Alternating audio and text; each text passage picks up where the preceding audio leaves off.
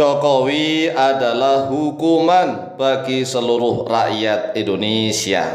Inilah salah satu kalimat yang sudah mulai viral menyebar di dunia maya, di media sosial. Ada satu kalimat yang diucapkan oleh beberapa politikus Indonesia. Mereka mengatakan bahwa Jokowi adalah hukuman bagi seluruh rakyat Indonesia. Nah, apakah Anda setuju ataukah tidak? Silakan bagi yang tidak setuju kemukakan alasannya, dan silakan bagi yang setuju juga kemukakan alasannya. Tetapi masing-masing pendapat itu hendaklah dibarengi dengan adanya dalil-dalil bukti, dasar-dasar yang kuat. Karena kalau masing-masing hanya berpendapat menggunakan hawa nafsunya masing-masing, maka kebenaran itu akan sulit untuk ditimbang. Karena kebenaran itu bisa ditimbang apakah memang benar-benar benar, hak, ataukah memang hanya sebagai tipuan belaka. Maka timbangannya adalah menggunakan ajaran agama.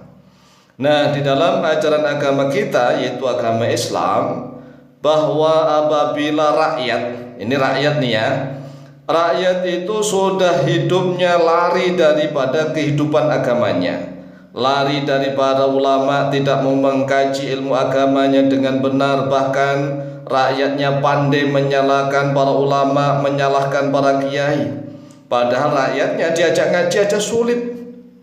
Tetapi sudah mulai pandai menyalahkan, menuding-nuding, ala sono tuh paham Al-Quran, hafal Al-Quran tetapi korupsi. Nah, yang ngomong begitu orang Islam yang belum pernah ngaji Al-Quran. Oleh sebab itulah, di dalam perspektif Islam, bahwa apabila ada seorang pemimpin yang zalim, itu adalah akibat rakyatnya yang zalim. Sehingga Allah Azza wa Jalla benar-benar memberikan hukuman dengan pemimpin yang zalim. Jadi jangan disalahkan pemimpinnya 100%, rakyat juga harus berani disalahkan. Termasuk kami sendiri Al-Fakir dan Mu'alim ini siap disalahkan. Bahkan kami merasa selalu berdosa. Kami selalu merasa berdosa karena kami tidak bisa berjuang begitu gigih. Ya, semuanya ada keterbatasan.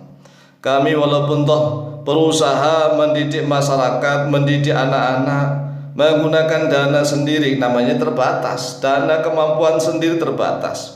Contoh nih ya, mendirikan pondok pesantren, beli tanah sendiri, kerja siang malam nih ya untuk mengumpulkan uang, beli tanah bukan hanya untuk sendiri tetapi untuk lembaga pendidikan. Lembaga pendidikan agar bisa mendidik anak-anak di masyarakat. Masyarakatnya cuek is the best. Jangankan ikut iuran tanah ya kan, mereka menengok aja enggak. Ini contoh kenyataannya. Kemudian setelah itu mendirikan bangunan. Nah, bangunan itu juga butuh uang ratusan juta. Masyarakat cuek is the best, padahal yang dididik anak-anak masyarakat.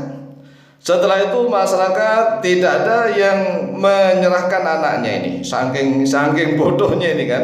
Anak-anak kemudian mau belajar 1, 2, 3, 4, 5 sampai banyak yang mau belajar. Nah, mereka mau belajar saja sudah alhamdulillah. Tidak bayar, tidak, gratis. Orang tuanya masih belum tersentuh, hatinya belum tersentuh. Jadi mulai dari pembebasan tanah, kemudian bangun sendiri, mencari dana sendiri, sampai ngajar pun anak-anak sendiri. Yang namanya anak-anak banyak itu setiap hari entah itu mainan pintu cepat rusak coba.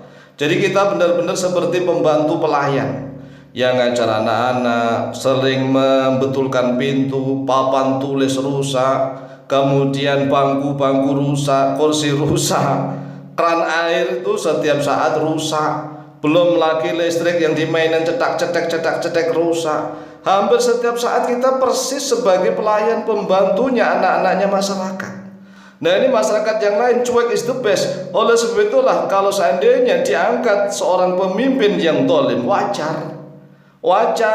Oleh sebab itulah kalau misalnya ada politikus yang mengatakan Jokowi adalah hukuman bagi seluruh rakyat Indonesia, ya benar, termasuk kami terhukum. Ya, kami merasa terhukum. Ya karena memang sistemnya begitu. Jadi semuanya rakyat terhukum oleh seorang pemimpin yang zalim. Qala Allah azza wa jalla, a'udzu billahi minasyaitonir rajim, bismillahirrahmanirrahim. Wa kadzalika nuwalli ba'dadh-dhalimina ba'dhan bima kanu yaksibun. Kata Allah di dalam surat Al-An'am ayat 129, dan seperti itulah kami kuasakan pada sebagian orang-orang yang zalim pada sebagian yang lain. Jadi sesama zalim itu ya saling begitu, saling kuasa menguasai. Sesama zalim loh ya, sesama orang-orang zalim. Bima kanu yaksibun, dengan sebab apa yang mereka lakukan, apa yang mereka usahakan. Sehingga kalau di Indonesia saat ini saling tuding sana, tuding sini, tuding situ, itu ya wajar. Kemudian dikatakan Jokowi sebagai hukuman bagi seluruh rakyat Indonesia, ya kami terima. Kami terima, kami mendirikan pondok pesantren di 3 tempat ini, Masya Allah. Ya butuh kesabaran, mudah-mudahan kami istiqomah.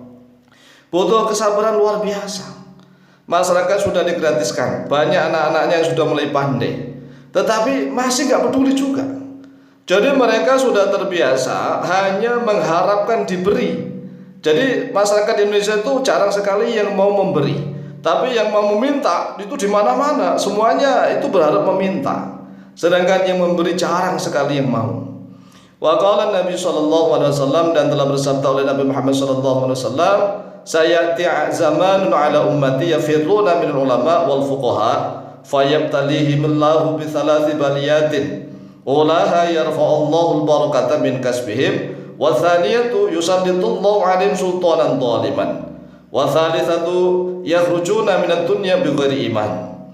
Jadi sabda Rasulullah SAW, akan datang suatu zaman pada umatku yang mana umatku ini lari daripada ulama dan orang-orang yang ahli fikih. Maka Allah akan menimpakan bencana kepada mereka dengan 3 bencana. Yang pertama, Allah akan mengangkat keberkahan dari usaha mereka. Walaupun mereka sudah bekerja siang malam, tetapi nggak ada berkahnya. Kerja siang malam tetapi masih kurang aja, keberkahannya ditarik oleh Allah. Wathaniyatu, dan yang kedua, Allah akan menguasakan kepada mereka pemimpin-pemimpin yang zalim. Yusallitullahu alaihim sultanan zaliman. Jadi yang menjadi pemimpin-pemimpin itu orang-orang yang zalim. Dan yang ketiga ini, naudzubillah min dzalik, mereka akan keluar daripada dunia ini dengan tanpa iman. Masya Allah, naudzubillah tsumma naudzubillah. Ini hadisnya ada di dalam kitab Nashahul Ibad yang disusun oleh Syekh Muhammad Nawawi bin Umar Al-Bantani. Oleh sebab itulah, mari kita sadar bareng-bareng agar Indonesia mendapatkan pemimpin orang-orang yang terbaik, yang adil dan bijaksana. Demikian, semoga manfaat dan barokah. Lebih kurangnya mohon maaf. Wallahu ta'ala a'lamu bishawab.